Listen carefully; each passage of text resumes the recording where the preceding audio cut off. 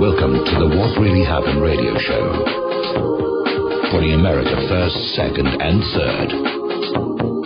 Here is your host, Michael Rivero. And aloha, America. Welcome to our show today. It is Thursday, June 4th, 2015, getting into the month here, almost to the end of the week. Sure happy it's Thursday, sure happy it's Thursday, sure happy it's Thursday.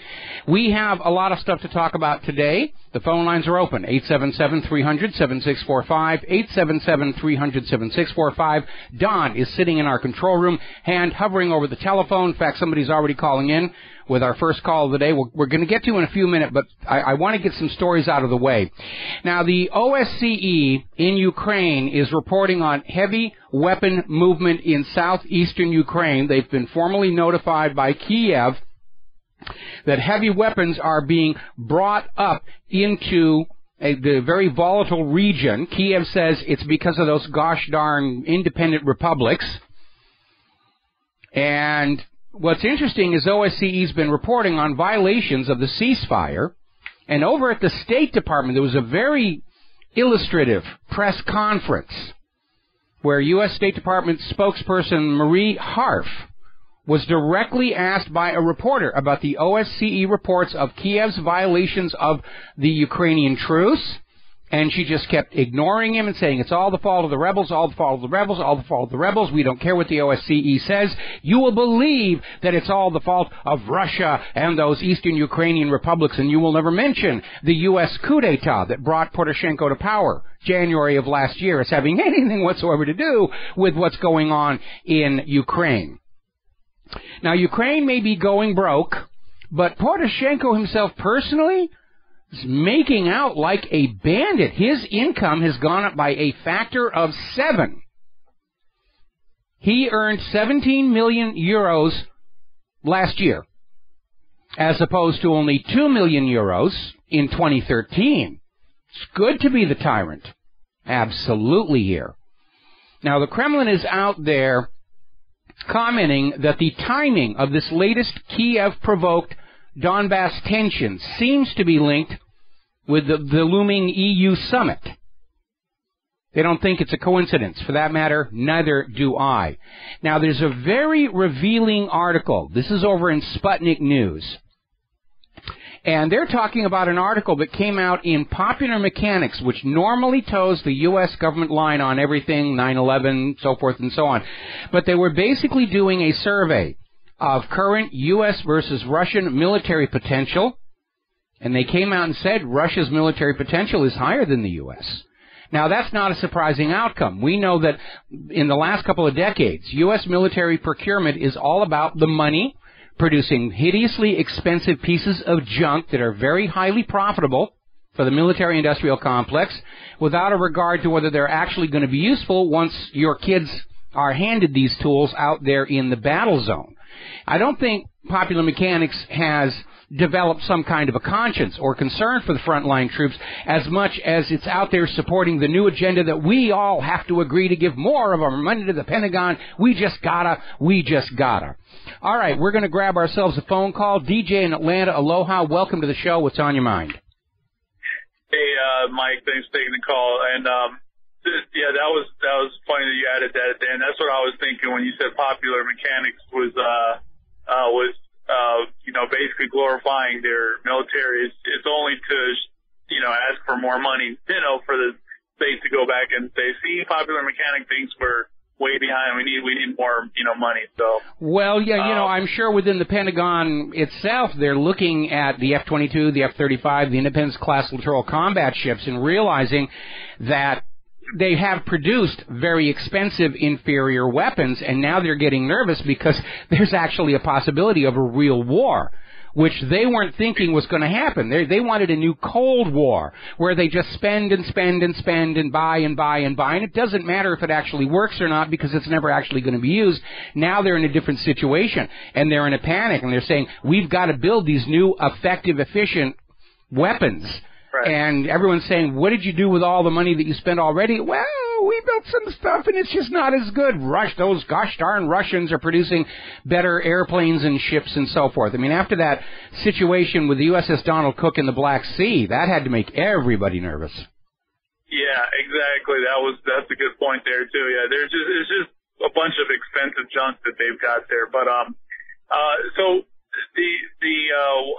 wanted to make two quick comments. One is, didn't the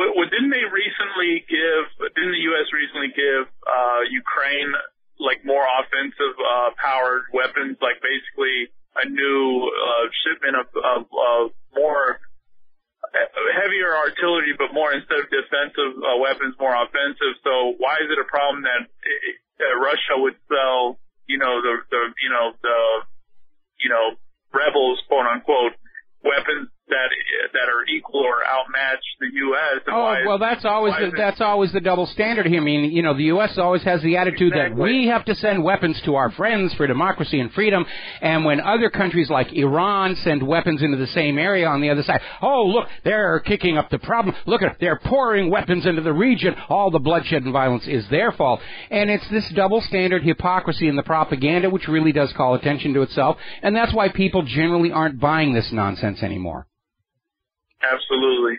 And now with John Kerry, and I'm sorry if I go off topic here, but are you buying that he fell off of a stationary bike is why he had to get airlifted out of a different country, or do you think it wasn't a stationary bike? It wasn't a stationary bike. He was riding a bike around. It was a photo op situation. He wanted to be out there, prove how manly he was and everything. And it is possible to break your femur in a bicycle accident if you're thrown off the bike and you slam into like a street light or a hydrant. I was scratching my head on that. Maybe Kerry's bones are just really, really fragile at his age. I know somebody was trying to send around this story that Russia was saying it was an assassination attempt, but that tracked back to Sorsha Fall, which means it's absolute junk and garbage. Okay, well, the one thing that I would say that kind of made it a little suspicious is the loss of blood. They were saying that he had, this was quoted in the media directly from, I think it was in France or wherever. Oh no, it was in Geneva, wherever the first hospital. They said they had mentioned he had lost blood, and I can't think of any way you can break bones and lose blood. Oh, yes, you can. Especially with the femoral break, it's not uncommon for the ends of the broken bone to penetrate the skin, and yes, you will lose a lot of blood. That's not a suspicious comment whatsoever. It basically indicates whatever did happen, it was a violent incident.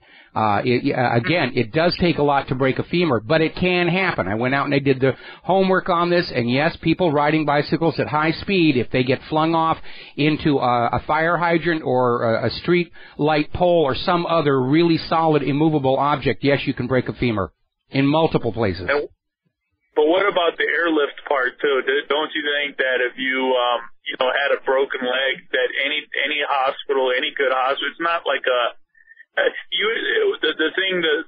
last quick point, if there was something that would be potentially embarrassing and that you needed, kind of, because if he had broke a bone riding it, there should have been like a lot of media coverage. It would have been, they could have played it off as, hey, he's, this sport enthusiast guy, and here's him, in the hospital, thumbs up, I'm okay, and they just completely, it was like a complete media blackout, hush, fly him to a different country in one of those, hospitals. Yeah, the U.S. government spent $250,000 to bring him home, and I agree there's some odd things about the case, but we don't really know what happened. We do know that this report that's claimed Russia said it was an assassination attempt originated with Sorsha Fall, which doesn't mean it wasn't some kind of covered-up assassination attempt. We just don't have any information right now. True. All right, Mike. I appreciate it. All right. Well, thank you very much for the phone call. We're going to let you go here. Now, over in Iraq, their prime minister is warning that the new ISIS fighters are overwhelming the Iraq army. Boy, these guys seem really good. The U.S. spent $25 billion training the Iraq army, and they're losing. We'll be right back after these commercials. Aloha, America. Welcome back to the show. We're talking about what's going on in Iraq, where the Iraqi prime minister is saying the new ISIS fighters are overwhelming the Iraqi army, which was trained by the United States to the tune of $25 billion with a B dollars. Looks like the money got wasted. Now, even though that's what's going on, Prime Minister Haider al-Abadi is saying that Iraq needs more help, but not the return of U.S. troops on the ground, just send more money and weapons and so forth. Now, earlier in the week, Obama drew some criticism over the claim that 10,000 ISIS fighters have been killed over the last 9 months. And everybody said, okay, where are the bodies? And they hemmed and hawed, and, I was expecting them to say, well, they brought down those mobile crematoriums from Ukraine that Russia's using to hide their Russian dead or so forth and so on. And then somebody pointed out that the Iraq government is saying they're facing a force just as strong as ever, 30,000. Well, if they kill 10,000, how come there's still 30,000? And so now the U.S. government is saying, well, they've all been replaced. ISIS is recruiting successfully. They were able to bring all these people. Even the U.S. Armed Forces doesn't have that much of a success with recruiting these people. Now, there are one of two possible explanations for what's going on in Iraq. We know that ISIS in Syria is a U.S. creation to oust Bashar al-Assad. They're trying to cover that up now, counteract those official documents that were released by saying, oh, ISIS is really against Assad, which nobody's buying. In Iraq, there's one of two things happening. Either there really is another one of these U.S. covert forces that is working not to conquer Iraq, but to balkanize it, to break it into three parts to make it easier to control and bully, or this is a genuine uprising by the people of Iraq, which would explain the high numbers of fighters that are on the field. And the U.S. doesn't want to admit this is another conquered republic trying to kick out a U.S. puppet ruler, and they're just painting them all as ISIS. Or, they don't really hate their U.S. puppet rulers. It's ISIS. It's the evil ISIS, so forth and so on. So now the U.S. government is claiming that... No, I have it back the other way. The U.S. is now claiming the Syrian government supports ISIS. Ooh, we have to go in and take out Bashar al-Assad. He's supporting ISIS, even though ISIS in Syria has been attacking Assad's forces. But you're supposed to forget all about that and how the U.S. created ISIS and say, oh no, Assad is backing ISIS now. Doesn't that make Assad and Obama allies? Things get really confused when they're not keeping an eye on where the propaganda is going. And that's why the propaganda is failing. It doesn't have a consistent, believable thread through it all. Filmmakers call it losing the narrative. And that's what happens when your propaganda is being designed by advertising agencies and marketing people who, by their training and experience, they're used to thinking 30-second commercial, 60-second commercial, 2-week sales marketing campaign, maybe a couple of months, and that's it. They're gone. They're on to the next idea. There's no clear, consistent alternative reality inside the propaganda that people can get a handle on, and that's why it isn't working. It's thrashing around and conflicting with itself. All right, we're going to grab some phone calls here. Steve in California, aloha, welcome to the show. What's on your mind? Well, your last caller was asking questions about the whole John Kerry falling off. My guess is he has osteoporosis, but I just wanted to clarify some things. Having been an ICU nurse, shock trauma for 23 years, but the femoral artery, if it's lacerated, can lose a great amount of blood. In your leg, you'd be surprised how much blood can actually go into your leg, which can throw you into shock and also throw you into a situation what we call compartment syndrome.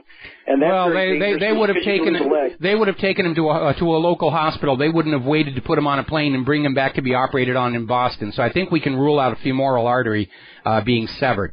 That wouldn't have waited for the plane flight back home. Yeah, you're correct. Yeah, they probably didn't then. So it wasn't that big. They always glorify and make things a lot worse than they really are. Yeah, so, okay. It's building sympathy for Kerry because, he's taking a lot of flack. And there may have been a concern that under anesthesia in an operating room in the hospital there, he might have said something that nobody wanted to have heard. And so it was more about keeping Kerry's secrets than taking care of Kerry's health and leg. That was the reason for that $250,000 plane trip. Yeah, I'd like to know what their explanation of large loss of blood would be. Is a unit of packed cells, or are we talking a large? I mean, that's nothing. They're just using the words their readers can use. And again, femoral fracture, not uncommon for the skin to be torn and bleeding to occur. Right, exactly. I got it. Okay, thanks an awful lot for the phone call. We're going to switch over to Andrew in New York. Aloha, Andrew. Welcome to the show. What's on your mind? Hey, Mike. How have you been? Doing what I'm doing. Mike, in school today we were learning about the Federal Reserve Act and the teacher was telling, oh, how wonderful the Federal Reserve is. I'm like, I raised my hand. I said, no, it's not. It's been like really terrible. Well, you know, I'm glad that you know the truth, but you and I both know that if you stand up and tell the teacher they're wrong, you're going to get flunked. So, and you know what he replied? That I'm a conspiracy theorist. Well, it sounds like he's already been handed his talking points. You know, if you feel like pursuing the matter, just go on in there with my article about the 11th marble. You know, and if you get a sympathetic reaction, and you won't, because teachers are the primary tool of propagandizing the next generation. And they're either totally in line or they get another job. But you could follow it up with the article of All's Wars Are Bankers' Wars. The video's not as strong as the article. The article's got a lot more support to it.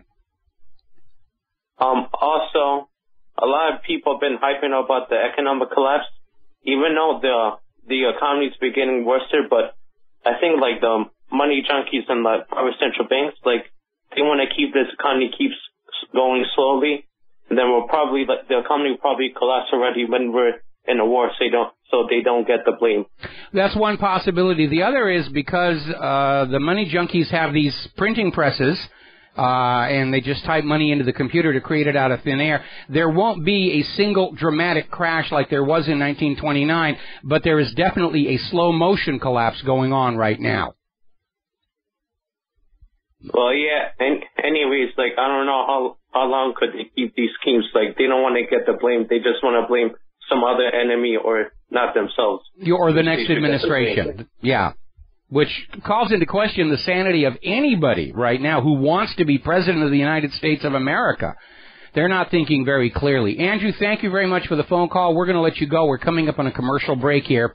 Now, General Allen is up there. Retired Marine General John Allen, he's Obama's special ambassador for the war, is going around and telling everybody, look, this war against ISIS, this will last at least a generation. You will never again see a time of peace and safety and prosperity, so you might as well get used to it. And remember, a 100-year period of war was one of the core principles of the Project for the New American Century, which was the foundation of the current war agenda.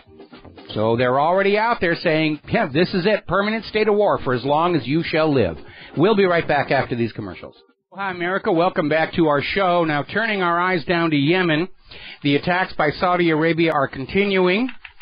More allegations of the use of cluster bombs, a type of munition banned by most of the world, not including the U.S. and Saudi Arabia. And, not too surprisingly, more civilians are being killed. So far, the count is 4,207 civilians, as Saudi Arabia continues to bomb Yemen using these banned cluster bomb munitions. This is not a war against a military foe. It's not against the Houthi rebels. This is Saudi Arabia acting as a proxy for the United States, punishing the Yemeni people as a whole for daring to kick out their U.S. puppet ruler. Only a couple of years ago, Obama was touting what a successful intervention we'd had in Yemen. We went right in there, we kicked out their government and put in our puppet rulers. Hardly anybody made a fuss. Yeah, they're making a fuss right now. And everybody in the world now knows this is the United States game. They've been doing it since the end of World War II, at least. And they got away with it because people didn't understand that what was happening in their capital city was being orchestrated by an outside power, the United States. It was just a transition from one corrupt government to another corrupt government, and the people of the nation would follow the new government like they followed the old one, not realizing the new government they were following was working for a foreign power. And it's time for Americans to wake up and realize we've gone through the same thing ourselves with Washington, D.C. And now that we're alluding to Israel, we have seen this pattern so many times before. 2 rockets flew out of Palestine and hit absolutely nothing in Israel. Dirt. They hit dirt. Israel responded with multiple airstrikes into Gaza and naval artillery. And Israel is out, obviously Hamas is out there saying, we didn't do this. And Israel saying it's a previously unknown rogue group. But we blame Hamas for it. It's the usual Israeli pattern. Agent provocateurs launch untraceable, homemade rockets into empty lots in Israel, and Israel says, aha, we're on with the airstrikes and the naval bombardment. They've done it so many times, we all see it. Israel is the little boy that cried wolf, or in this case, Qassam. Fool me once, shame on you. Fool me twice, shame on me. Over and over they keep doing it. Now, over in Great Britain, the national leadership of the UK's National Union of Students has voted to support the boycott, divestment, and sanctions movement and align with it. Netanyahu came out and said that this student union is supporting ISIS. He's gone over the top. For lies to work, they have to be believable, and nobody's going to look at these British students and say, oh, they're out there supporting ISIS and beheadings and all the rest of it. Netanyahu's jumped the shark with that one. Now, there's another big stink going on with the French telecommunications firm Orange, which has announced they're ending their brand licensing deal with Israel's telecom company. And Orange is saying this is business. They're not making money on the deal. It's not politics. Netanyahu immediately called on the French government to order Orange to renew the licensing deal. Israeli minister went even further, saying the government of France ought to fire the anti-Semite Orange CEO.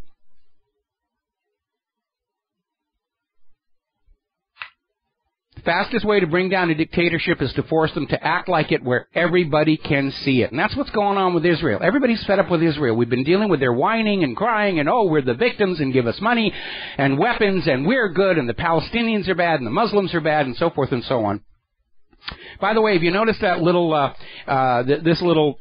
aborted terror attack there where these patsies, more patsies set up, we're going to behead police officers, and then 24 hours later, and remember, the guy's dead. Okay, so he's not confessing to anything. 24 hours later, they came out and said, oh, by the way, he wanted to behead Pamela Geller. And Pamela Geller is all over the news programs today with her Muslim hate. Just milking this, taking advantage of it. Oh, feel sorry for me. This evil person wanted to take my head off. Why? It's not worth anything. All right, we're going to grab a phone call here. John in Barbados. Aloha, John. Welcome to the show. What's on your mind? Hello, Michael. A massive development in the UK. The UK government has shot itself in the foot, in the head, everywhere. Okay. And they'll claim it was a suicide. A case against a Swedish guy who was arrested for terrorism collapsed in the court because his representative, his legal counsel, claimed that how can the UK government continue with this prosecution when it's clear that the UK government is supporting the same so-called terrorists that this guy has been a part of. So now, of course, the prosecution immediately withdrew the charge because they don't want the evidence of the UK's involvement in supplying weapons and material and people to this conflict in Syria. So it was dropped, and it's a real big one. Now there's several other cases, large cases that have already been carried through, are now looking at appeals. So the British government has shot itself everywhere. Well, we're seeing this disjointed propaganda, all over where, it's come out with declassified or leaked documents that ISIS was created by the United States of America as a proxy replacement for Al-Qaeda because we'd already figured out they were a manufactured fake. And they're out there with ISIS and all their video production crew and everything like that, and ISIS is supposed to be bad. And they're out there saying, we're going to prosecute you because you're a part of ISIS. And we're turning around saying, look, ISIS works for you guys. And that's starting to come out, and that's why we're seeing all this nonsense about how Assad is supporting ISIS. Really, honest, truly. And, they're just doing great and they're thrashing around trying to find something that's going to get traction with the American people and the people of the world, that ISIS are bad and the U.S. is good, and they're not finding it. Because all of these competing claims go in so many different directions. Even people who aren't looking to see what's going on behind the story, they're just throwing their hands up and saying, I can't follow this anymore. I'm not going to pay any attention. Well, Michael, what appears to be happening now is that, the British government have violated their own anti-terrorism laws, and we could see litigation against the government in the form of litigation against the Defence Minister and the Prime Minister and several others. Well, that would be good. I'd like to see them in the dock. Send them to the Old Bailey. Actually, this case did appear in the Old Bailey and it collapsed. Of course, they hold these things in camera, which means nobody gets to know much about the case. But apparently the QC, who is a QC, a Queen's Counsel, is also a judge who put forward this argument, completely destroyed the prosecution, and it's creating a tremendous embarrassment. Well, if you see that written up anywhere, send me the URL, because I definitely want to link to it, because this idea that ISIS is this enemy that appeared out of nowhere is nonsense. It's Emmanuel Goldstein all over again. It's Al-Qaeda all over again. It's the U.S. creates the enemies it scares us with, externally and even internally. The Symbionese Liberation Army was an FBI creation. This is how they keep us under control, and it's time we all stood up and said, yeah, this is what's going on. These are not real enemies. It's all theater staging. It's all costumes and actors to trick us into surrendering our money, our freedoms, and the lives of our children for wars of conquest. John, I got to let you go. We got to take a break for commercials. We'll be right back. Aloha, America. Welcome back to the show. And for those of you on BAM User TV saw me pounding away on the keyboard rather intensely, I was filing a complaint for a violation of the Do Not Call registry. Remember, they said, don't worry, you don't have to worry about telemarketers. Put your number on the Do Not Call registry, and they won't call you. And I just got a call from a company called Infinity Contact out of Cedar Rapids, Iowa. And I just said, I'm going to start filing complaints. It may not do any good, because our government's totally on the side of the money junkies. This may just be a whipping post. But I'm going to tell you, I hang up on telemarketers. I will not, as a matter of principle, even listen to these calls who are calling me without my permission. And so should you. And sooner or later, they'll get the idea that if we want what they are selling, we will track them down on the Internet and give them our business. Otherwise, we want to be left alone. By the way, apparently, as of July 1, if you have a PayPal account, they're changing their terms of service as they split away from eBay. And by merely having an account with PayPal, they are now allowed to do marketing phone calls, text messages, whatever they want to you, or their associates, meaning they're now the portal through which all the telemarketers can flood you with calls. I'm going to start looking for a payment system that's not PayPal based on that one, because we get harassed enough. And telemarketers, if you're listening to this thing, stop calling me. I don't have any money, okay? Deal with it. So, now, getting on back to the important real news. Very interesting article out of Salon.com, where they're starting to stand up and say, yeah, the American corporate media is not being honest with the American people. I know, it's a shock. You weren't expecting to hear that. But they ran a story about how the New York Times and the White House basically spun this whole myth about how Ukraine wanted Poroshenko and the U.S. wasn't involved with that, and the, Crimea, just broke away. How dare they leave the Union? They're no better than the Confederacy was, and the same thing with Donetsk and Lugansk. And basically just told a complete story that is the inverse of what actually happened, which is that in late 2013, both the European Union and Russia were making offers to Ukraine to merge with their economic spheres of influence, and Russia made a better deal. And so Kiev told the European Union, thank you very much, we're going to go with the better deal, and that's when all these covert action groups flooded into Kiev, kicked up all kinds of civil unrest. They brought in these snipers from Poland to shoot people on both sides to make it look like it was a real bloodbath, drove the elected government from power, and put in President Chocolate and a junta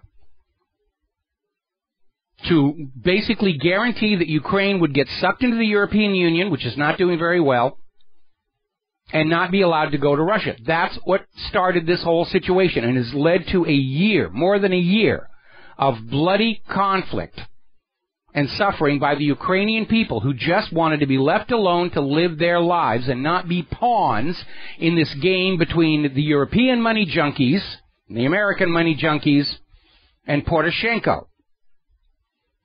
And the New York Times and the White House are trying to create this complete myth about how this is all Putin's fault.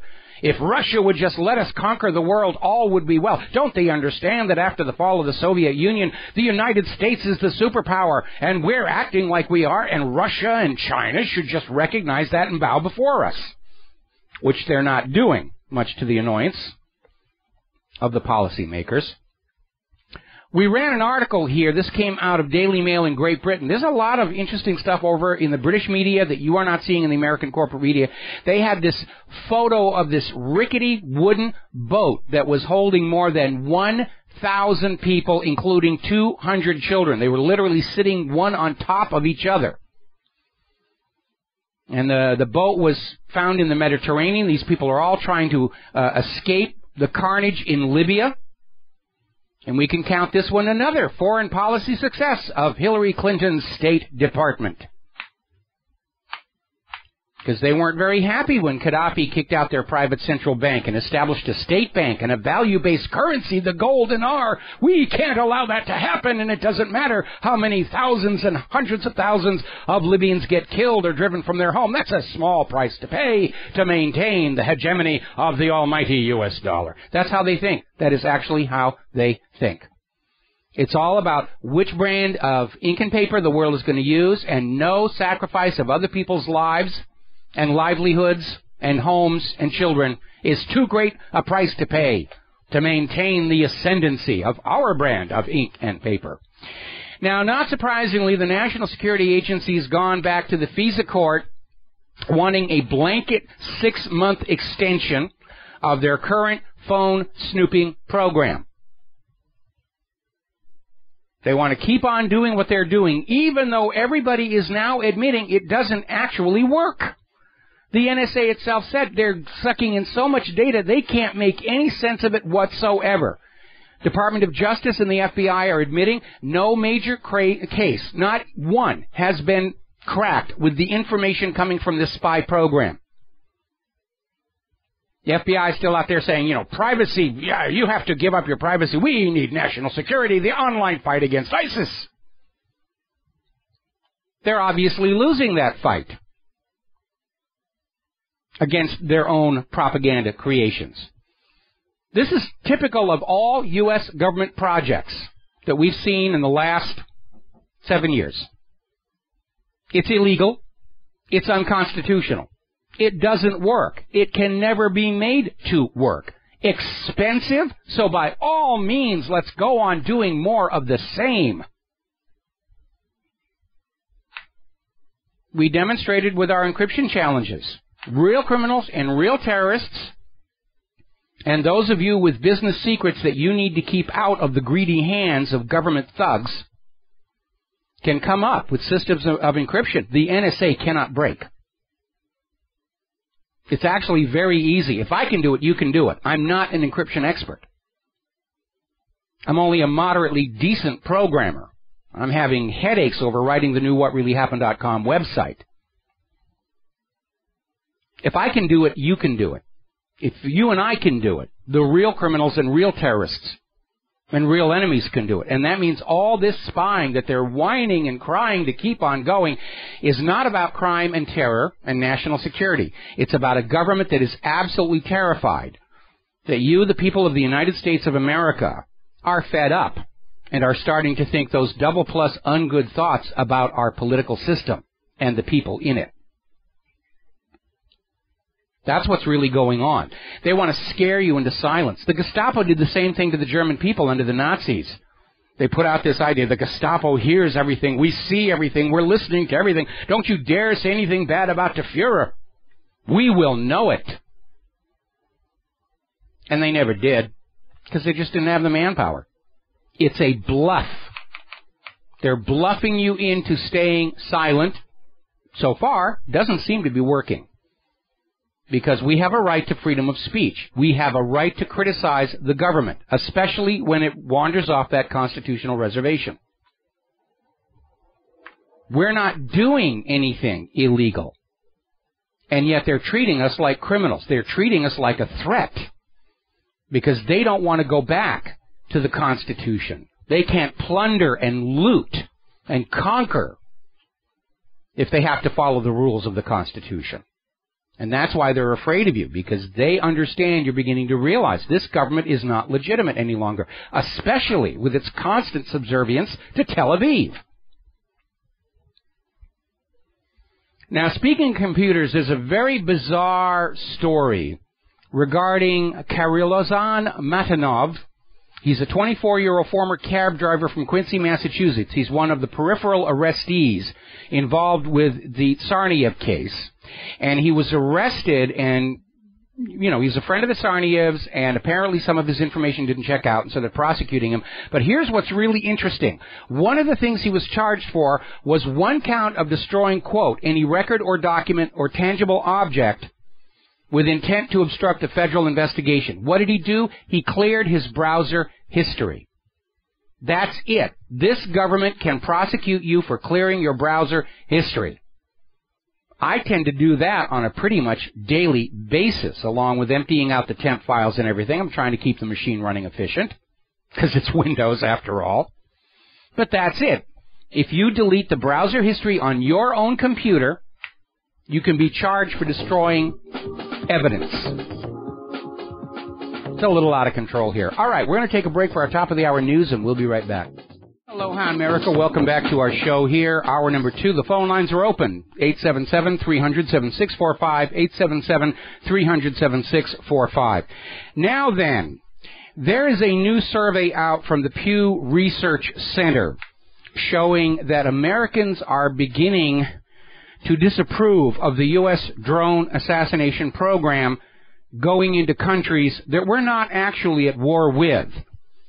And Pew is saying basically 1/3 of the Americans they surveyed no longer approve of these drone assassinations. Now, this is a significant increase over earlier polls where everybody bought into the story. They drunk the Kool-Aid. Oh, we're only killing bad people in these other countries. But it's become more and more obvious that these drones are targeting people who may or may not actually be a threat to the United States of America and inevitably kill 20 to 30 people around them. And so the public opinion is beginning to shift away from support for this very illegal action on the part of the U.S. government, because under international law, you're not allowed to just go into other people's countries that you are not at war with and just start killing whoever you feel needs killing. Turning to the world of economics, Greece is going to miss this next 300 million euro IMF loan repayment. Yesterday we were talking about how the money junkies had basically gotten tired of trying to negotiate with Greece. They want things their way, and they wrote out a document saying, this is what you're going to agree to, just sign right here. Greece is refusing to sign. The Greek Finance Ministry has officially rejected this dictum from the IMF, the ECB, and so forth, saying, no, it's not what we promised our people we were going to do when we won the election. So, people who are holding those derivatives on Greek debt, you better be up to the front of that line or you're not going to get your money. Another story coming out of Zero Hedge. IMF panics, slashes U.S. growth forecasts, and demands the Federal Reserve stay on hold for at least another year in terms of raising interest rates. All that happy talk about, oh, the economy's recovering, it's recovering. No, it isn't. They've revised downward the first quarter figures into negative territory. The IMF is saying, no, there's no growth. Nobody wants to borrow any more money from the bankers, because unlike the bankers and the government that can just make it up out of thin air or take it from other people, we want to know that we're going to be able to repay those loans. And we don't. Confidence in the economy among the American people is rock bottom. So, anyway, Putin has announced that 12 more countries are now interested in joining the Shanghai Cooperative Organization.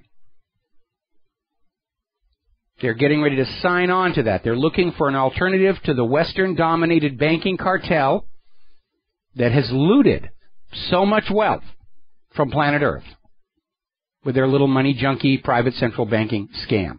Over in Munich, 35,000 people are protesting against the upcoming G7 summit in Bavaria.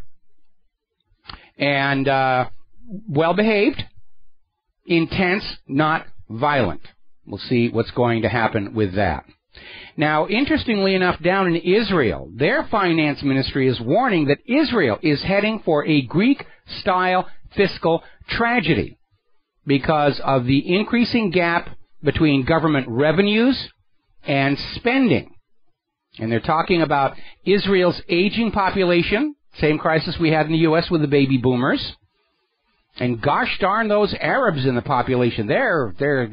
We should get rid of those things. Well, of course, Israel is never going to hit a Greek-style fiscal tragedy because they'll just come get all the cash they need from the U.S. government from your pocket to pay for the mess, like they always do.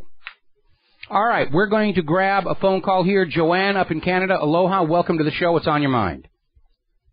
Can you hear me okay? I can hear you just fine. You may have already discussed this during the last hour. However, I have two questions for you. Yes. Why is the Syriza party still concerned about missing this Friday's IMF payment when the Greek population voted to end their austerity in January 2015? I thought the Syriza party wanted to end austerity and terminate the nation's debt, and therefore Greek nation was going back to their drachma and leaving the euro. So what happened? And why is the Canadian government ignoring the Palestinian genocide, bending over backwards to appease Israel when Israel isn't even a Canadian province? What does Israel have over the Harper government that the Canadian population isn't aware of, especially when the government is now recognizing the Truth and Reconciliation as cultural genocide of the Aboriginal people? Why is cultural genocide more important than actual physical genocide? Well, that's a very, very good question here. And I'm going to answer your second question first because it's the easiest answer. And the answer is simply that Israel has succeeded in subverting the Canadian government just as they did the government of the United States of America. Canada is now under foreign puppet rule. And that is why Harper's government is totally supporting Israel, could care less what's happening to the Palestinians, just like we see here in the United States of America. That's what's going on. And Canadians should be very upset that their government is being ruled by a foreign puppet government, just like the people of Iraq are, the people of Yemen, the people of Libya, so forth and so on ad infinitum. Now, getting on to your first question, the Syriza party, I think, was trying to find the optimum path to make everybody happy because, after all, they are politicians.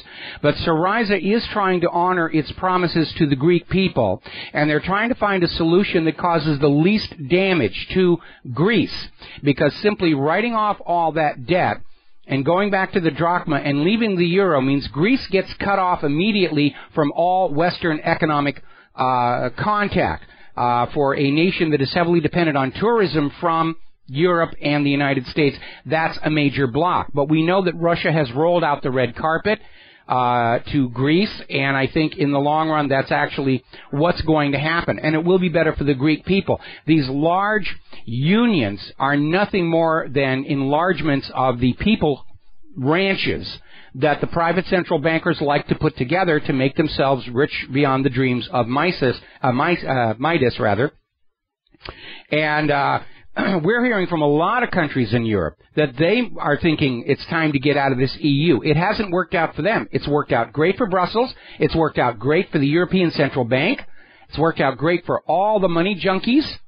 But it isn't working out for the member nations and the people of those nations. And these sovereign nations and the people in them are starting to say, look, we have to start taking care of ourselves and not sell ourselves into the servitude of these giant unions and globalists as eagerly, because it just isn't working out.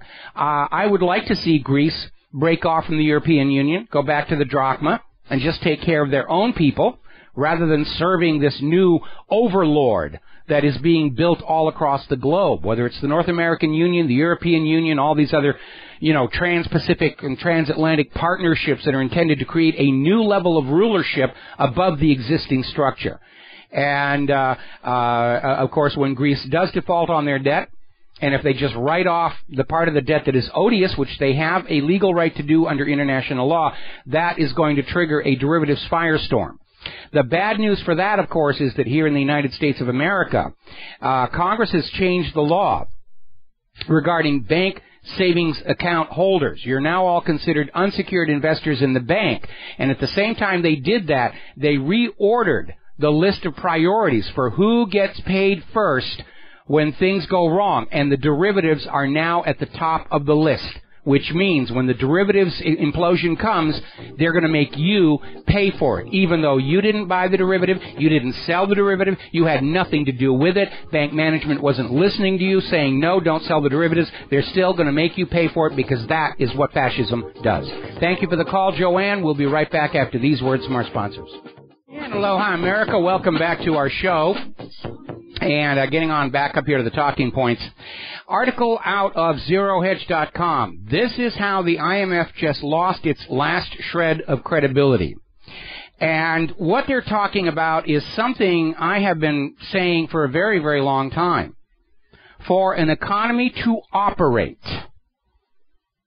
currency must be flowing at all levels of society and into all necessary areas of economic development. When it gets piled up over Wall Street and Washington, D.C., the economy starts to shut down because everybody's focused on taking money out of the top of that pyramid, and nobody is organizing our economy so that some of that money flows back down to the bottom, where ordinary workers can trade their labor and skills for money to feed back into the bottom of that pyramid and keep the cycle going.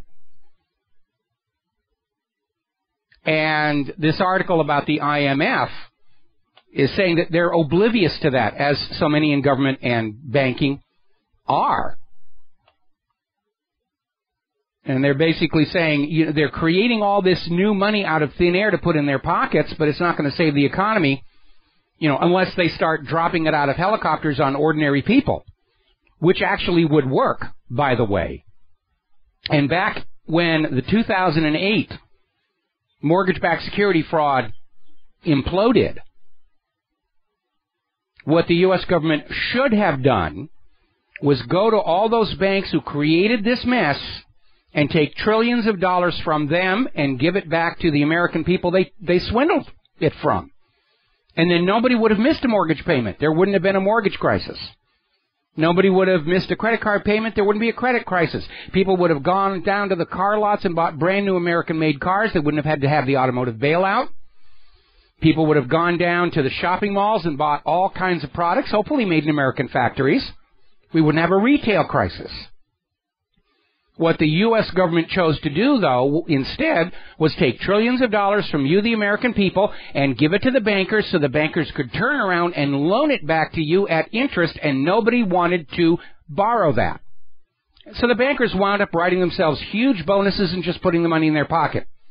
Everything the U.S. federal government did in the wake of 2008 was 180 degrees from what they should have been doing. Because an economy is a system. It's not just a cookie jar where the rich keep on taking cookies out of that jar. You have to have some way the cookies are getting back in first. And that's where the federal government failed. They weren't managing the economy. They just went over to Wall Street to help them loot it. Figured, it'll all work out its own way. Adam Smith tells us if we're all being greedy, that the system will grow on its own. Now, that has been disproven, of course, by John Nash in his doctoral dissertation. And you need to understand, going back to the movie Wall Street and Michael Douglas, his character Gordon Gekko, and he starts out with a speech, "Greed is good." He was only part right. The desire to have more money than you have right now is understandable. I certainly would like to have more. The desire to have more is even advantageous to stimulate innovation and maintain competitiveness in an economy. But the desire to have all of the money is self-destructive to an economy. And we unfortunately have crossed over that line. I get a lot of email from people saying, you just hate rich people. I don't hate rich people. I'd like to be rich myself. But I think there's a right way and a wrong way to do it. There are rich people I admire like George Lucas, James Cameron, Steve Jobs, who I understand is not with us anymore, but he's a good example of what capitalism is supposed to be. You come up with a product or an entertainment or something that people voluntarily trade their money for. Value for value. And that's how capitalism is supposed to work. And we rightly acknowledge and respect and admire people like that. We would want our children to grow up to be like them, as opposed to the Bernie Madoffs and the Jamie Dimons. Those people who suck huge amounts of wealth out of the system just by gaming it and corrupting it and return nothing of any real value to society for that. That's the bad way to get rich, because it's destructive of the nation and its people. I don't have a problem with people wanting to be rich. It's how they do it that we need to judge. And we need to recognize that money addiction is a sickness, just like drug addiction, alcohol addiction, tobacco addiction. We don't see it because those other addicts look like they're in serious trouble. The money junkies look like they're just doing fine, but they are just as destructive of society around them as any other kind of addict. And we need to recognize it is a sickness. I think some of the best wealthy people in the world are ones who didn't intend to become wealthy. A good example of that would be the lady who wrote the Harry Potter books. She just liked writing books, and all of a sudden she had a hit. And she's just giving her money away. She's given so much of her fortune away. She pulled herself out of the Forbes list of the richest, I think it was 500 or something. Because she's got enough for herself and her family to be comfortable, and the rest of it, let's go out and do some good. That's somebody you can really, really admire. All righty, let's see. Here's another article, PatriotRising.com, saying exactly the same thing. The biggest problem with our economy is that ordinary people don't have money to spend. That's why it's locking up. Because all the wealth has been sucked up to a few pockets at the very top, and you can't run an economy with all the wealth in just a few hands. There aren't enough hours in the day for them to go on out and spend enough money to keep the entire economy going. Everybody has to have enough money to buy their necessities and a few luxuries and caprices. And the money has to recirculate. And yes, I understand the people at the top want to have a larger share of the money than other people. And in a healthy economy, that's tolerable and survivable and understandable. But when they want to have it all, you get into trouble. It's like tying a tourniquet around your own neck to drive all the blood into your brain, not share it with the rest of the body. And for a few minutes, you're going to feel really good. The brain's getting all the nutrients. It's getting all the oxygen. Well, we all know how that little model is going to end, and that's exactly what's happening here. The money is all in the hands of the money junkies, and the rest of the economic body is rotting and dying. And they can't see it because they can't give up their little piles of ink and paper. And this article is absolutely right. The reason the economy is in trouble is because it has become incredibly unbalanced. We have the third worst wealth inequality of any nation on planet Earth. And that is what's killing our economy. We'll be right back. We've got a phone call. No, we don't have a phone call waiting. We'll be right back. Put up my master volume there. Would help if I turned up the knob there. Welcome back to our show here. A lot of stuff is happening. I had a bunch of listeners who sent in links to these articles about the collapse of this terror case in Great Britain, when it turned out that there was evidence that the British government was supporting the same Syrian groups that the accused was. See, this is what happens when you're playing this covert thing where we manufacture an enemy and then tell everybody that you must be afraid of them. and start prosecuting anybody who shows any sympathy, even though they're basically working and supporting the same people the government is, and because of the potential for a massive scandal, they simply drop the case. And it's not going to go away. It's already being picked up in media all around the world, except here in the United States, of course. And it may, in fact, result in retrials or just outright pardons for a lot of other people convicted for providing support to ISIS in Syria, even as we now know the U.S. and British government were doing exactly that. And by the way, there's nothing new with this idea of creating an enemy to scare your people with. It's as old as Rome itself. George Orwell wrote about it in 1984. Emmanuel Goldstein, he was out there. He was going to get you. He was going to tear the tags off your couch cushions. He was going to steal your socks out of the dryer, unless you did what the government told you. All right, we're going to grab ourselves a phone call. Gus in Missouri, aloha. Welcome to the show. What's on your mind? Michael, nice to talk to you.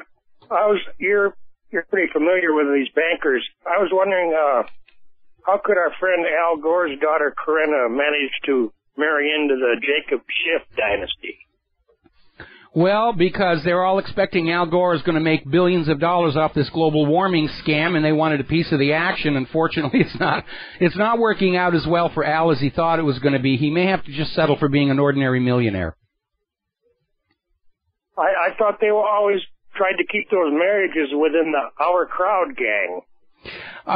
No, there are dynastic marriages to unite disparate political and economic blocs. I mean, that's as old as medieval times.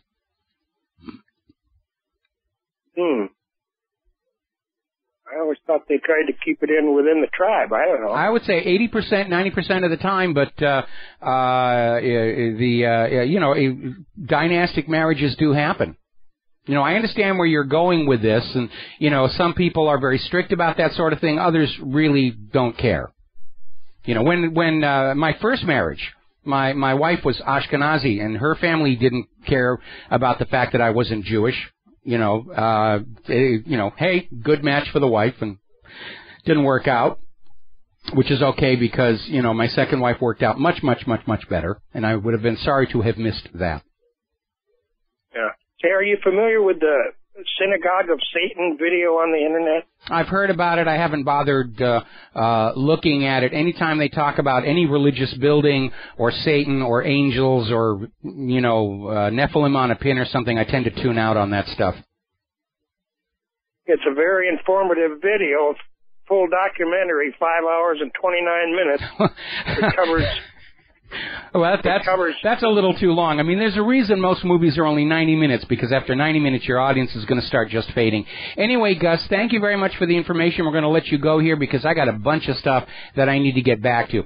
On the economy, article out of Investment Watch blog, Fed has created third financial bubble in 15 years. And what they're talking about is this creation of money out of thin air, and the Fed will not admit how much has been created to keep the stock market propped up. And the current stock market is the latest and biggest bubble, because everybody is saying the underlying worth of the stocks being traded does not support the prices they are trading at.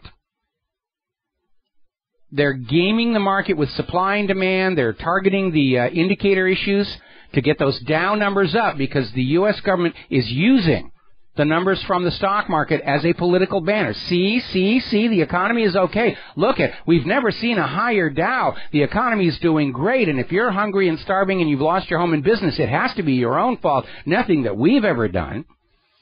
And right now, the American stock market is even more overvalued than it was in 1929. There's a huge margin call gap on the books, and when it comes apart, they may just crank up, they may back up a turbocharged V8 engine and slap it on that printing press to try and mitigate the situation, but they're going to have a real hard time dealing with that. And that's another reason they're trying to start all these wars. As that earlier caller said, they want something to blame the mess on. Because if the economy comes unglued And they don't have a war to blame it on. If it comes unglued when Greece defaults, we, the American people, are going to point the finger of blame where it richly deserves to go. Wall Street and their cronies in Washington, D.C. They screwed up what was once a wonderful, productive, functioning economy because they got greedy. I want it all, I want it all, I want it all here.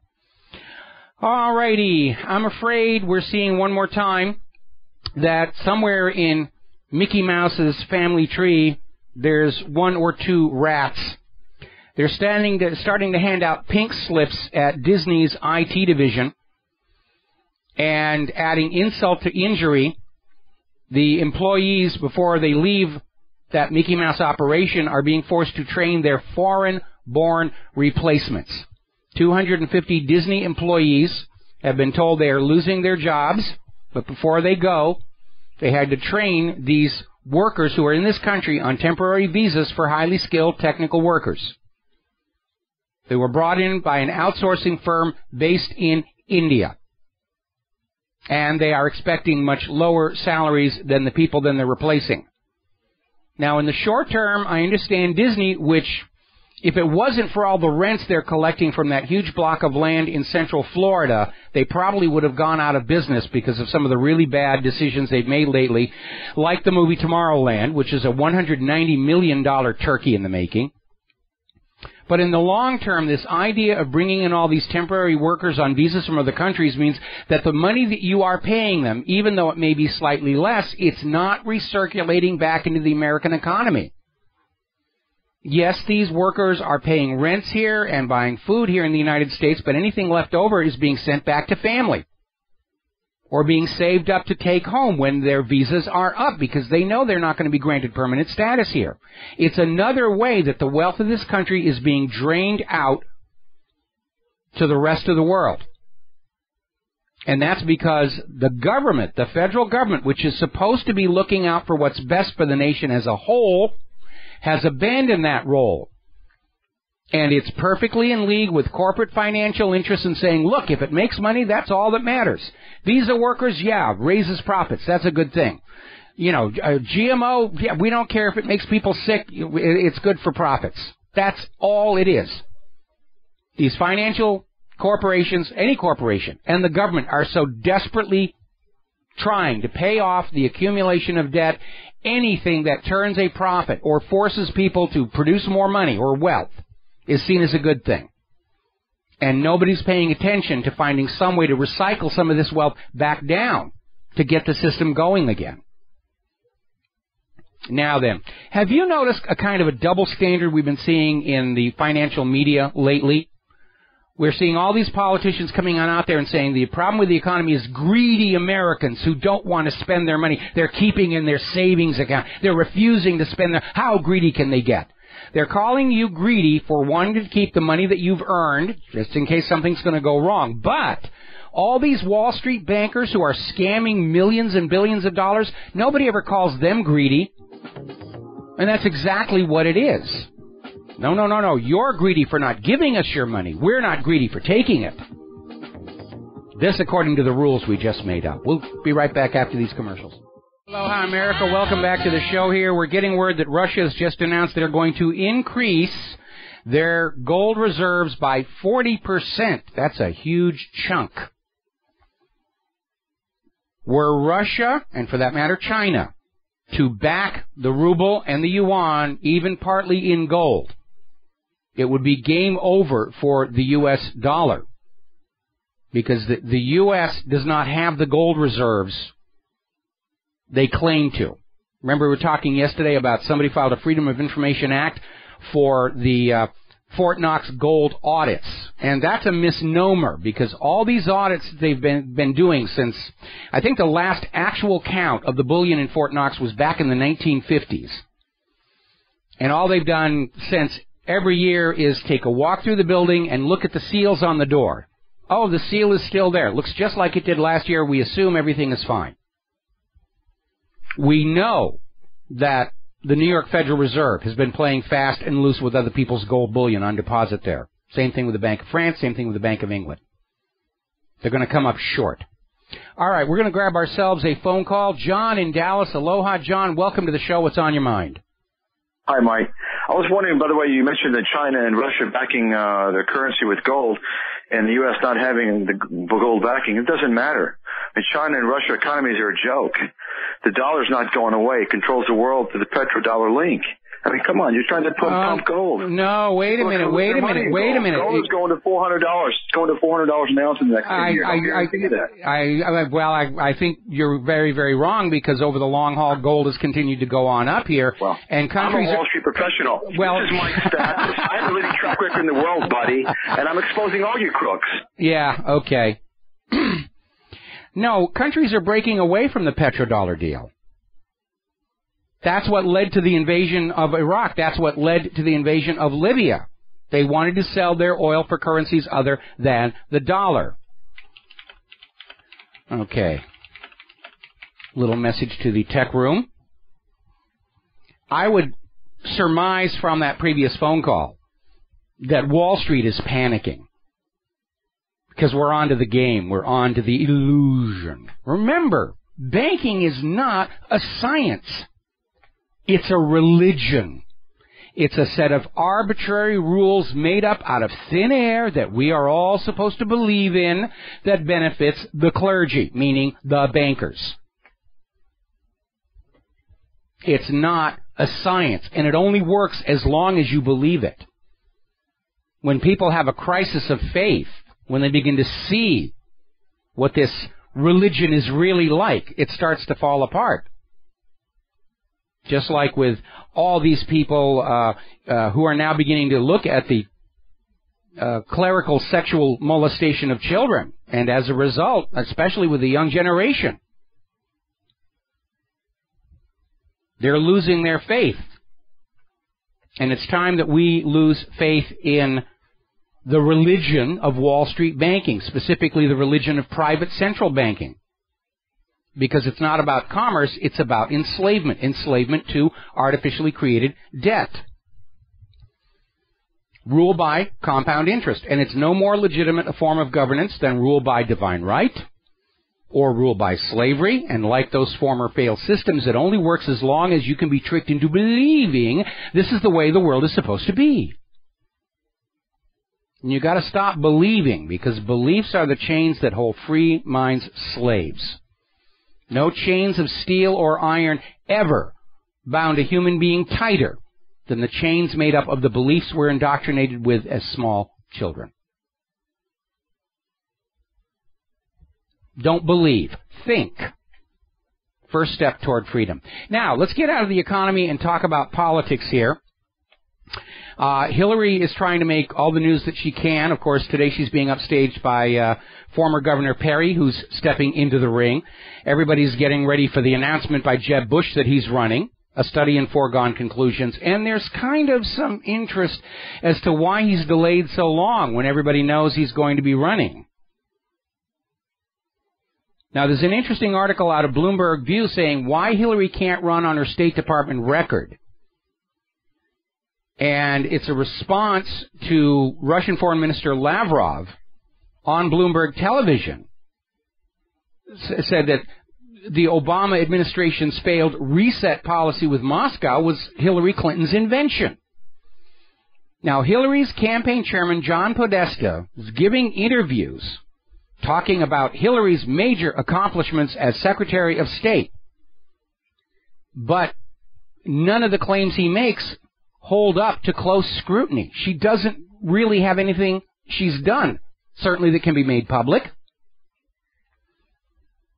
More problems for Hillary. There's a whistleblower has come forward. This is over at DCClothesline.com, who has blown the whistle to the Oversight Committee.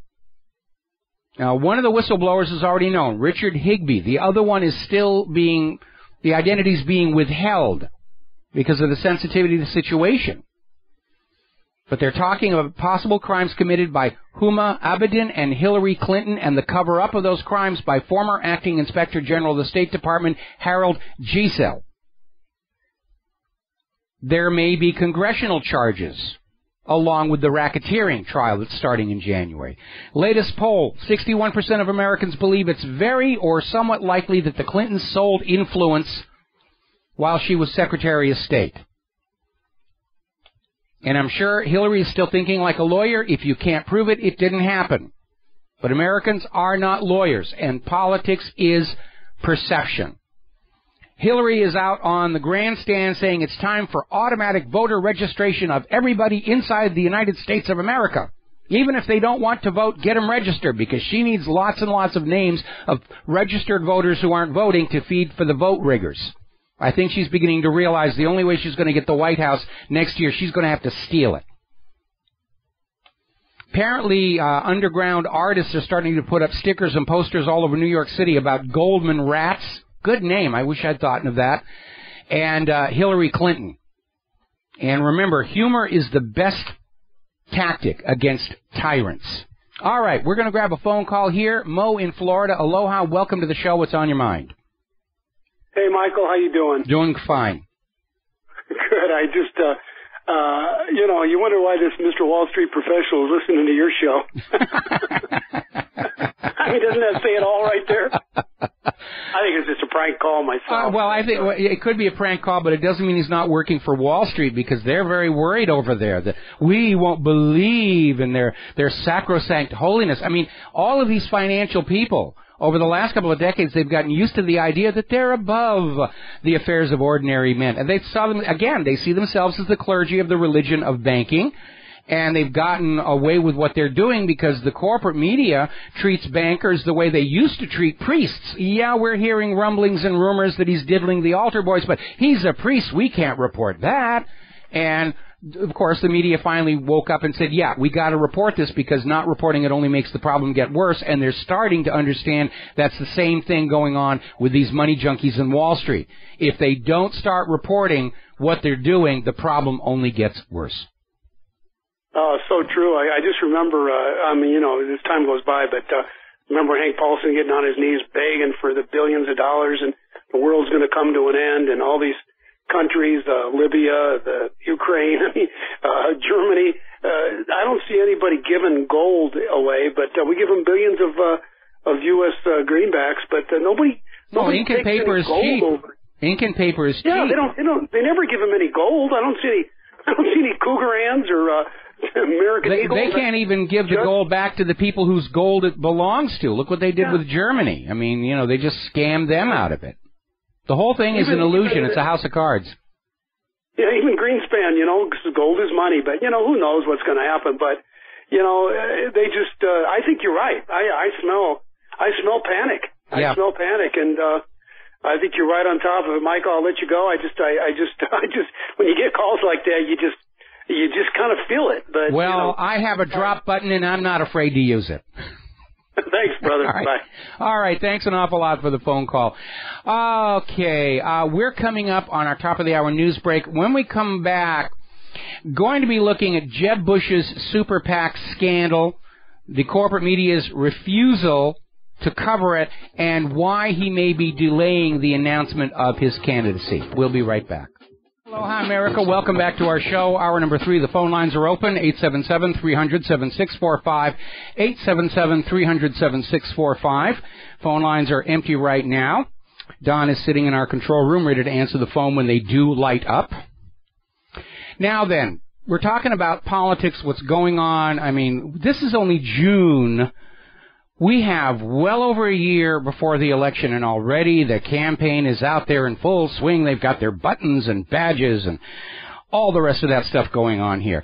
And there's a very interesting article over in MediaMatters.org about how the corporate news in the United States is kind of avoiding discussing Jeb Bush's super PAC problem. And their conclusion is that the reason Jeb Bush has delayed announcing his candidacy is that once he becomes an official candidate, there's a whole new bunch of election regulations and laws that will come into play, limiting what he can do. And Jeb has been using the time up to now, working with this super PAC, doing fundraising, bringing in all the money, building resources in a way that he cannot do once he becomes a candidate. And with all the focus on the Clintons' fundraising and some of the shady dealings going on over there, it is legitimate to say, is Jeb Bush playing by the rules with his super PAC or not? And the fact that he has delayed announcing his candidacy while he's out there working with the super PAC raises questions about what's going on. It's not going to surprise anybody. Jeb Bush is running for president. They've been talking about it for over a year. Why the delay? Is he grandstanding? No. They just don't want those campaign rules to come into effect until the last possible moment. Lindsey Graham is out there with a bizarre statement. Don't vote for me if you're worn out by war.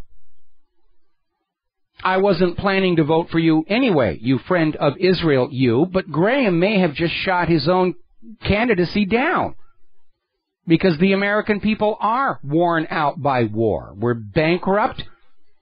We've had too many of our children killed and crippled for vague goals and agendas that we don't really understand, and the world seems to be getting worse and worse from all this U.S. militarism, not better. Now, the House of Representatives voted down 256 to 170, a bill that would have allowed the Obama administration to resume transferring detainees from the Guantanamo Bay Detention Center either back to their home countries or to regular prison facilities in the United States of America. Remember, the tribunal that was supposed to be trying all of these terror suspects basically came out and said most of them are innocent of any wrongdoing. They should be let go. But we now know, because of more information that's come out, worse things were done to them than waterboarding. Their bodies carry scars that are embarrassing to the United States of America, and that's why there's this big fight to keep them in Guantanamo, keep them away from the press, keep them away from the public. The U.S. government has done things which qualify as war crimes. They don't want you to know about it. Don't think for a second they feel even an instant of shame or regret. It's not in their nature. It's just all about presenting to the American people, especially as we go into an election year, that our government is the best, sweetest smelling government on earth. And more revelations about torture and war crimes by the ensconced politicians is probably going to work against the incumbency. And they don't want to have that happen. WikiLeaks has done another dump regarding yet another of these globalist treaties called TISA, T-I-S-A. Buried within there is a requirement to remove all restrictions regarding the transfer of data about people at the national borders. In other words, this treaty is saying that once corporations or the government have collected data about you, your buying preferences, your political affiliations, whatever, it can be sold and traded all over the planet. A lot of that is already going on, because I've noticed every time I'll buy something on eBay for my personal little amateur science experiments, I get flooded with emails from Chinese companies saying, we understand that you are buying and trading in whatever it was I bought. And I bought just one. I'm not a wholesaler, retailer, trader. I bought one of the items, and I get flooded with these emails from Chinese companies saying, we understand that you are buying bulk, whatever. So the data is already being just shopped all over the place here, but this will just open up the gates here. Now then, so far, Lindsey Graham and Mark Rubio are refusing to say whether or not they actually read the Obama trade fast track before voting on it. Remember, the trade agreement is a closely guarded secret. You're not supposed to know what the government is getting ready to do with your money, your labor, your houses, your factories, your land, your whatever. You don't need to know that. Just trust the government. They always think about you first. And just like we saw with the USA Patriot Act, it's becoming more and more apparent that Congress, which has more important things to do than to look out for the American people, may not have even read the bill before they voted it through. And for Rubio and Graham, who have Oval Office aspirations, the idea that they may have voted this fast track without even reading the bill would be a little embarrassing, certainly taken advantage of by their opponents in the upcoming primaries. So far, the We the People organization had delivered 2 million petitions to Congress to stop the Trans-Pacific Trade Promotion Authority, Trans-Pacific Partnership. Congress isn't interested in what you're thinking. They want your vote and your money and your children, and that's basically it. Otherwise, just shut up here. We're serving the corporations. We're serving the globalists and the New World Order, and we can't be bothered with what's good for the people. It's too many of you anyway. Apparently, Obama is saying that human-caused global warming will be in Obama trade. That this Trans-Pacific Partnership will include requirements for the other countries who sign it to buy and sell carbon credits, to collect carbon taxes, and to let the United States tell them how to run their factories and utilities and infrastructure to save planet Earth from all of us icky-poo human beings. Bangor, Maine just set a record for a chilly June weather. All-time records for cold weather on that day were eclipsed in 3 Maine communities, tied in a 4th. Melbourne shivered through their coldest day in a year, and they're saying that it came very, very close to setting all-time cold weather records for that day down there. And by the way, if you're living in northwestern China, get out the snowshoes. Yes, it's snowing there. Which leads us to this next story. This is out of PatriotRising.com. And they've been listening to my show. If at first you don't succeed, lie again. It's actually in the headline. NOAA has once again been caught fiddling with the climate data to try and erase the 15-year global warming pause. They've gone back and statistically adjusted the data to show that the Earth is still getting warmer. Because they all know that you will forget all about the snow and ice you've seen over the last several years, and you will look at their very expensively produced chart and graph, and you will believe the world is getting warmer, and you will agree to pay your carbon taxes, and you will welcome a global environmental authority to tell you how to live your life. Because you don't want to be responsible for all the destruction to planet Earth caused by your plastic bags. We'll be right back after these words from our sponsors. Aloha, America. Welcome back to the show here. And yet one more fraud connected with the global warming agenda. The EPA is coming up on releasing their new rules for global warming to tell you how to live your life, what you may and may not do in your own home, call for carbon taxes. And they're claiming that the necessity for their new rules was established by an independent study conducted by Harvard and Syracuse researchers.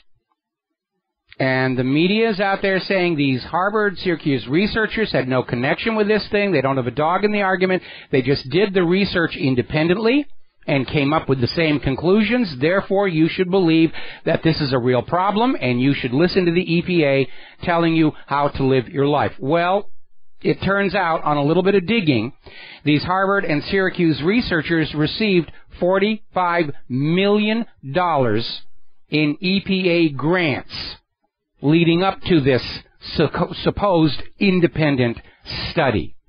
They're still pushing this agenda. Now, either this global warming and carbon tax is so desperately needed that they can't back off, or they're listening to their egos and they won't back off, or they're absolutely convinced that if they just scream at you, global warming, global warming, global warming, loud enough and hard enough, that you'll just get tired and say, all right, the world is getting warmer. Here, take my money. But they are raising on a busted flush on this. We've caught them rigging the data. We caught them rigging the computer codes. We have the emails that said, yeah, we've got to hide the fact that the world is cooling. We have the evidence of our own eyes and skin and nose of record-setting winters that have started to hit the planet. It is very obvious that with the decline of solar output, we appear to be headed into a new mini ice age, a new Maunder minimum. But because we have a government that is institutionally incapable of ever admitting they made a mistake, they're still out there pushing this global warming nonsense. They're trying to rebrand by saying it's climate change. But they're stuck on the warming agenda because it's tied to carbon. And if the world is cooling, limiting carbon would make it worse, not better. It is a huge, gigantic scam. And yes, it involves multiple governments. It involves the United Nations, the IPCC, NOAA, NASA, University of East Anglia, Penn State,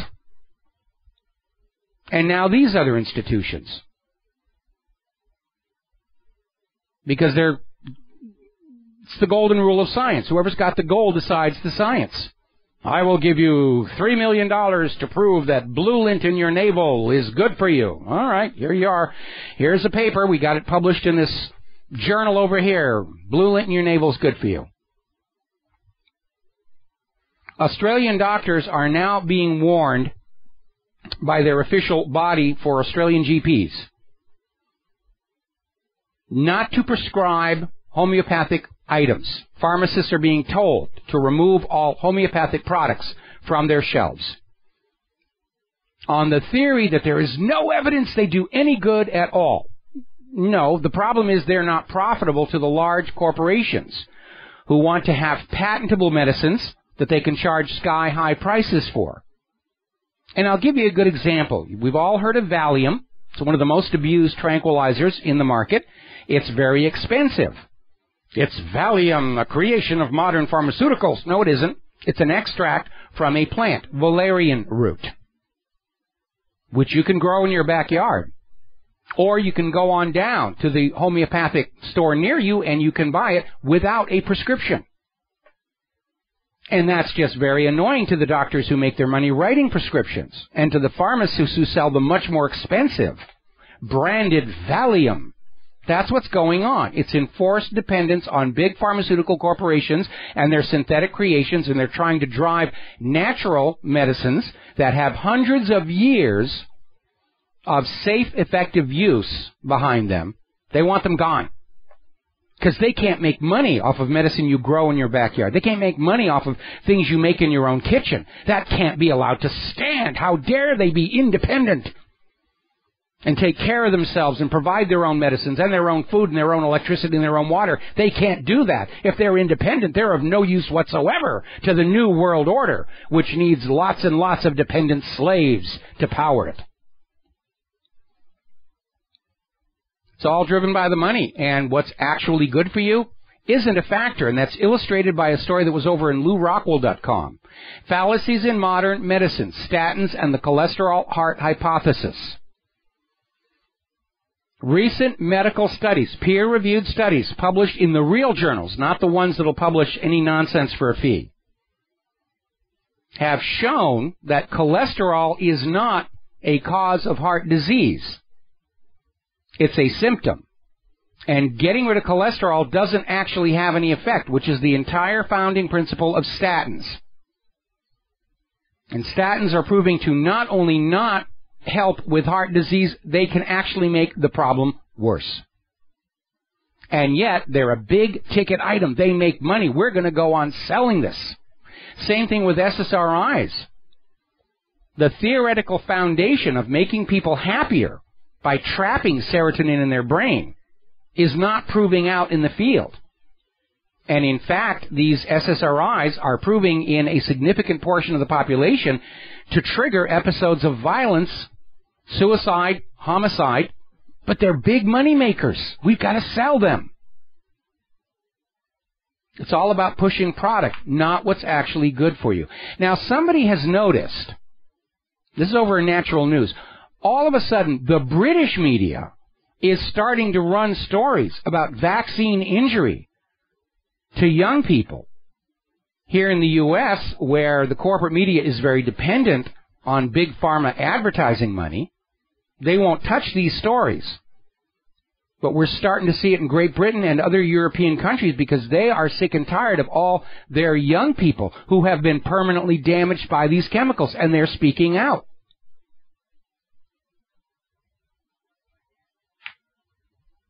There's nothing of any value left in the American corporate media except the weather and the sports scores, the latest movie, and the fashion trends. That's it.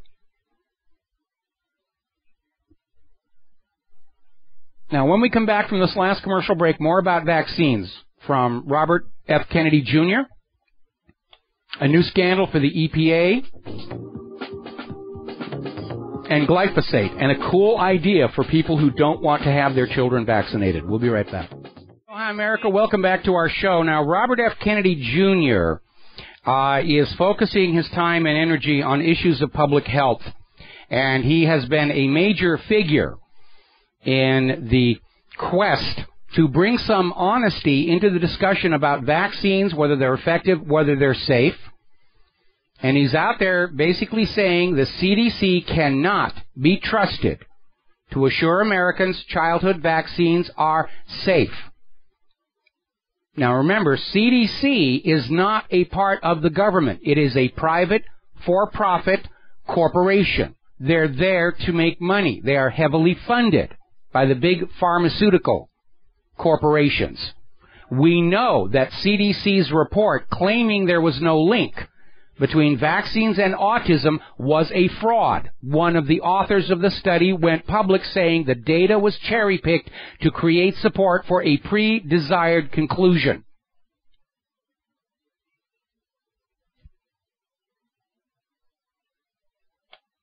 And Kennedy is out there saying he's not opposed to vaccines completely, but we have no guarantee what is being pumped into our kids is either effective or safe. And he's absolutely right. We've had all these cases the last few years where there are these mumps and measles outbreaks in people who've been vaccinated for those illnesses. The entire political economic system of the United States of America has become completely corrupted by the lust for those pieces of paper and ink. Now we're finding out the Environmental Protection Agency, which we just caught buying phony research to support their global warming rules. The EPA has known about the link between glyphosate and cancer since the 1970s.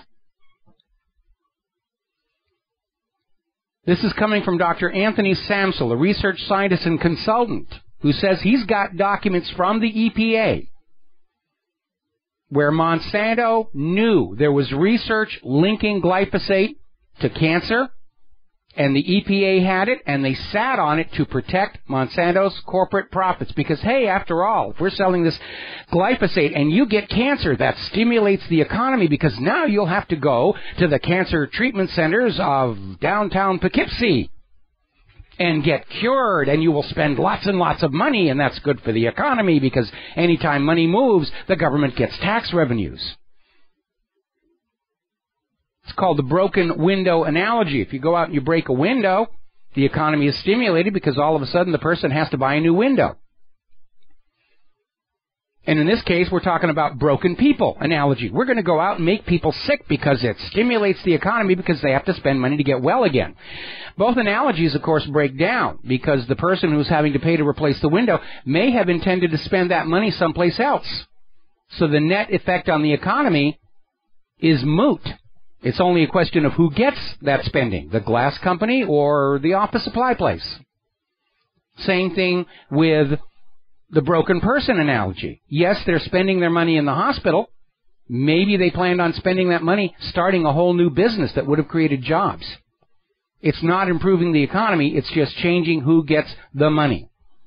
And we're seeing an entire system where different areas are warring with each other to get your money. The insurance companies on one side, the electric company on the other, the gas company on the other one, the medical industrial complex at war with the security industrial complex at war with the military industrial complex on who's going to get the most loot from the American people.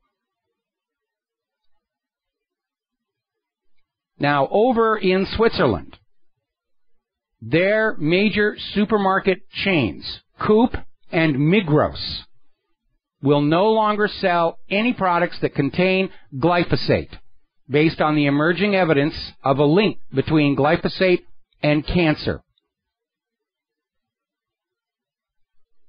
Here in the United States of America, I'm sure the government, the glyphosate is safe. You can drink it. I will drink a glass of glyphosate. And then, of course, the guy had to leave the stage. They put him on the spot. Now, out in California, fury is building against Senate Bill 277, which says you will vaccinate your child and you will like it. There are no exceptions granted unless you get a doctor that says the vaccine will kill him. And everybody's pointing to William Thompson, the CDC whistleblower, who said, yeah, the reports saying these things are safe are being rigged. But it's all about the money, because the people doing the shots get money for the shots. They share in the loot. When your daughter is given that Gardasil shot, the person whose hands are on the needle gets half that money. Piece of the action, as it were. We reported last week on how the federal government has now erased the case descriptions at the website of the vaccine court, because the number of payouts, the number of cases is starting to skyrocket. They don't want you to know that. So anyway, one of the listeners to our show called me the other night in a panic because he's getting pressure from his daughter's school to get her the HPV shot. Now, that Senate bill has not yet passed, but the schools are out there pushing. Oh, you got to get the shot, got to get the shot. Why? The school gets money for every time they plunge that needle into a kid's arm. They don't care if the kid gets wrecked by it. They're just out there for the money here. And we're trying to think, how can you fight against this sort of a thing? So we came up with this cool idea. And it's called the Vaccine Liability Contract for Medical Practitioners. And all it is, it's a piece of paperwork. When your doctor is saying, oh yeah, you got to have this needle in your kids. Okay, just sign this. And all it is a little letter that says, I, the doctor, agree to be personally and financially liable for any bodily harm that may occur in my patient due to this vaccine.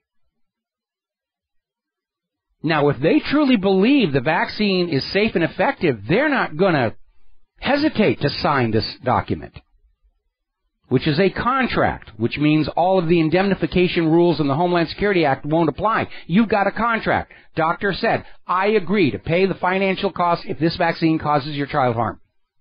If they refuse to sign it, it's an admission they know this stuff is actually harmful.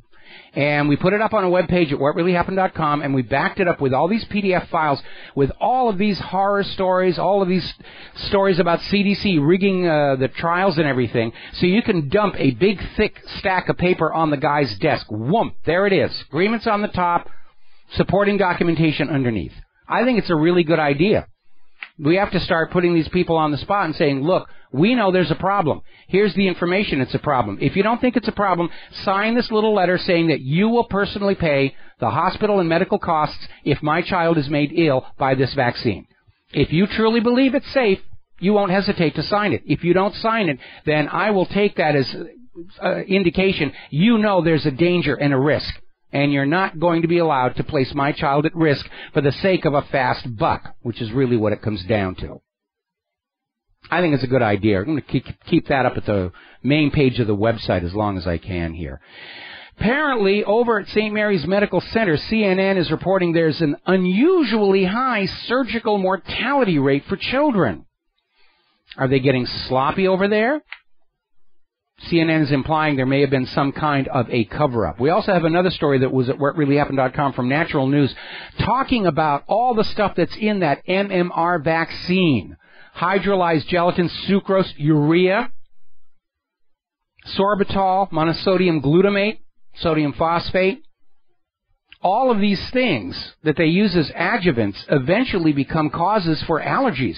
That's the reason for the peanut anaphylaxis problem in our population. They use peanut oil as a vaccine adjuvant. It's cool. No, it isn't. We'll be right back. Aloha, America. Welcome back to the last segment of our program here. And anytime we get into this vaccine debate, Just go back to the swine flu vaccination campaign of 1976. Everybody in the country was ordered to get the swine flu vaccination, and they had to cancel the program because the vaccine was killing 50 times as many people as the flu itself was. We're back in the same circumstance with the measles vaccine. The vaccine court acknowledges over 100 people have died from the measles vaccine.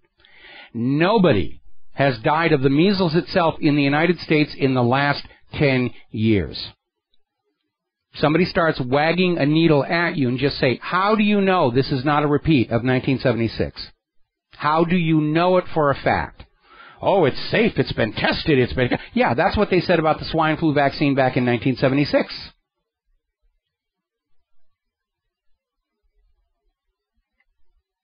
Anyway. Now then, it turns out there is a new study that links exposure to pyrethroid pesticides, which are very common in household pesticides. For some reason, exposure to this chemical triples the risk of ADHD or something that looks like it in attention in boys. It seems to be linked, it's stronger in boys than girls. They don't know why. This is coming out of the Cincinnati Children's Hospital Medical Center. Now, we know that ADHD itself is kind of a made-up illness, but it looks like these people in Cincinnati have determined that exposure to this pesticide muddles your mind. You're unable to focus or pay attention, which is one of the stated symptoms of ADHD. That's what it means. Attention deficit. You can't pay attention to your teachers. All these dangerous chemicals out there. And like so many others, we don't need to test this. It's external. It never gets in your body. Of course it does. Your body is very porous. Rub a piece of garlic on your foot sometime and see how quickly you start to taste it in your mouth. This idea that they don't need to test cosmetics or synthetic fragrances or household products for harm to you because they're outside your body is nonsense. We learned that one the hard way with my wife and her joint pain. With the formaldehyde precursors, in the goopy soaps and everything. They were outside her body, didn't stay there. Now then, California has issued a warning to consumers not to eat certain types of seafood from the Pacific. The headline on the story is a little misleading because it tried to say this has to do with Fukushima. No, it doesn't. It has to do with some diseases that seem to be targeting certain kinds of shellfish. The food supply is in real trouble right now. Bananas in South America, there's a fungus that is spreading through the banana plantations. We're going to be starting to see a shortage of bananas to go with our shortage of chickens and our shortage of eggs and our shortage of healthy, safe, nutritious food in general. Huge scandal regarding the Red Cross. When the Haiti earthquake hit, the Red Cross raised nearly $500 million for disaster relief. And they earmarked $170 million with which they claimed to build homes for 130,000 Haitian people. An audit going back found the Red Cross built a grand total of 6 homes. Nobody knows where the rest of that money went. Mass evacuations underway on Indonesian islands as Sinabung volcano erupts. Planet Earth's been rocking and shaking and all kinds of stuff lately. Now, the good news here on the Big Island, the earthquake swarm has ended. Madam Pelly has gone back to sleep. But we're seeing a lot of quakes. There's been a lot of activity around Cascadia. More quakes in Oklahoma near those fracking sites. Now, getting on back to that whole Freddie Gray situation, apparently Marilyn Mosby has gone to court to get a protective order to block the release of Freddie Gray's autopsy. There's apparently something in there they don't want the public to know about. Now, we know the spin and propaganda coming out, oh, we had a prior injury, and that was it, and he was fragile, and, it's his own fault that he died. But apparently something was found in the autopsy that they're very worried about. They don't want it to come on out. Now, here's a bizarre situation. As you know, there's a Learning Channel series, 19 Kids and Counting, which focuses on the Duggar family. This show is currently on hold because Josh Duggar's past acts of sexual molestation have come to light. Everybody's trying to delink from that.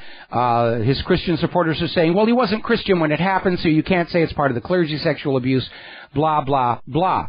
But the Duggar family has gone on the offensive saying, look, sexual molestation's no big deal. Everybody in the church is doing it. The crime was in leaking it to the public. We're under attack. They're attacking us by making this stuff public.